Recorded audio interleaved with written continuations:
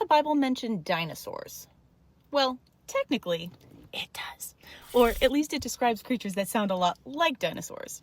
In Job 40, the Bible talks about the behemoth, this massive land creature with strong bones, powerful legs, and a tail like a cedar tree. Then, in Job 41, we read about a leviathan, this massive, fearsome sea creature.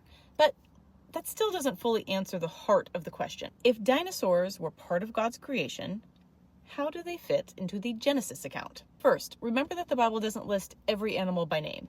It doesn't mention elephants or polar bears either.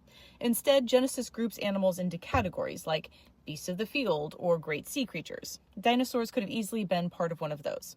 But I get it. Most people are really asking is, if God created the world in 7 days, but dinosaurs lived millions of years before humans, how does that fit? Here are the 3 main theories that Christians consider. Theory number 1. Days might actually mean longer time periods. Some believe that the 7 days in Genesis are not a literal 24-hour day, but long periods of time.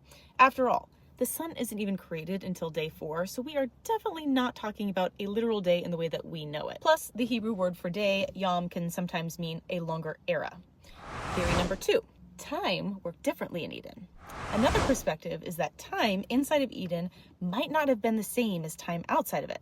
See, the Bible focuses on what happened inside the garden, but what if things were happening outside?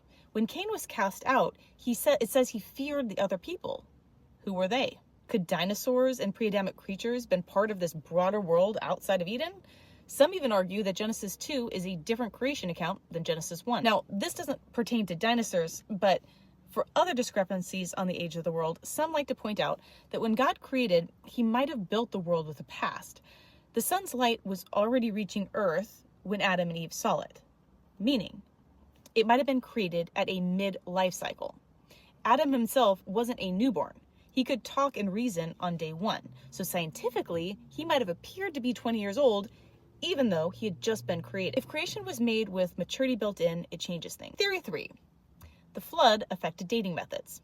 Some argue that dinosaurs aren't as old as science thinks. They believe the way that we date fossils, like carbon dating, is affected by factors like water and catastrophic events. So if something like, say, hey, a global flood reshaped the Earth, it could have altered the accuracy of these dating methods, making dinosaurs seem older than they really are. All in all, there's so much that we do not fully understand about how Eden worked or the exact details of creation. There's countless ways that these things can be reconciled when we're dealing with a period of time that is likely beyond our imagination. So don't let this be something that keeps you up at night. Keep asking questions, but don't let the unknown shake your faith.